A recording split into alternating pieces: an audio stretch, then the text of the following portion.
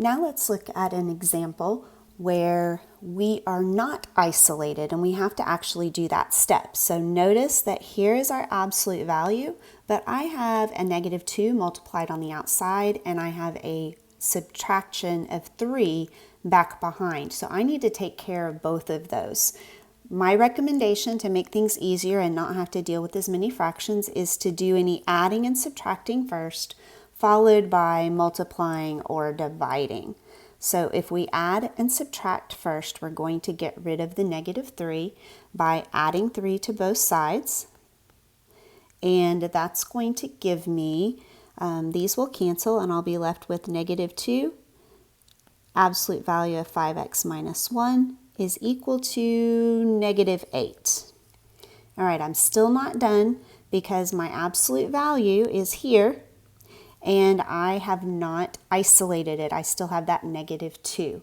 So I need to take care of that as my next step. In order to get rid of multiplying something by a -2, I need to divide by -2. So these will cancel and I am left with 5x minus 1 in absolute value bars is equal to a +4. So notice that at the beginning we had a negative number over on the right, but by the time we isolated, we ended up with a positive number. That means that we will have two solutions. And so this is our positive solution, and we will also have a negative solution. So we are going to break this into two pieces. The first one, remember, we get rid of absolute value bars. The reason we can do that is because we're breaking it into the two possibilities. We have 5x minus 1 equals 4, or 5x minus 1 equals -4. So this is my positive value, and this is my negative value. And again, we got rid of the absolute value altogether by doing the two different possibilities. From here, it's just solving a two-step equation. I'm going to add 1 to both sides so that I have 5x is equal to 5. And then I need to divide both sides by 5 to get x by itself. That's going to give me, I'm going to write it over here, x is equal to 1. Solving the equation on the right, I'm going to add 1 to both sides so that this will cancel, leaving me with 5x is equal to -3. And then again, divide by 5. And that is going to give me that x is equal to -3 over 5. So if I write this in my set notation, I will say x equals, remember to put the smallest number first. So -3/5 is smaller than a +1, and this is our solution. I'd like you to try example 4. This should actually be a little simpler than the one that I just showed you. So pause the video, try this one on your own, and then come back to see if you got it right.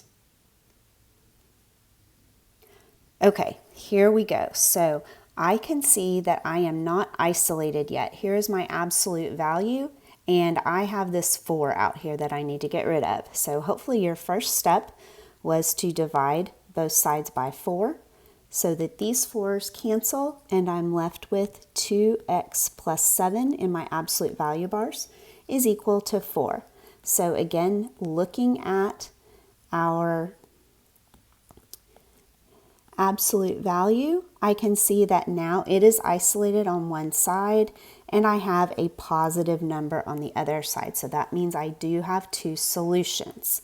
Now it's time to break into two steps. So I have isolated and now I am ready to separate into 2x plus 7 equals 4 here, and 2x plus 7 equals -4 on this side. So again, my positive solution, my negative solution, assuming that the stuff inside the absolute value bars could be positive or negative. All right, so now we are down to a two-step equation again. We're going to subtract 7 from both sides, leaving me 2x is equal to -3, and then divide both sides by 2, leaving me with x is equal to negative 3 over 2 as one of my solutions. Solving the equation on the right, I'm also going to subtract 7 and end up with 2x is equal to negative 11. And then dividing by 2, I'll get that x is equal to negative 11 over 2. Writing our final answer in set notation, this would leave us with a negative 11 over 2 and a negative 3 over 2. Negative 11 over 2 is further down to the left on a number line than negative 3 over 2. It's a larger negative, so that one would come first.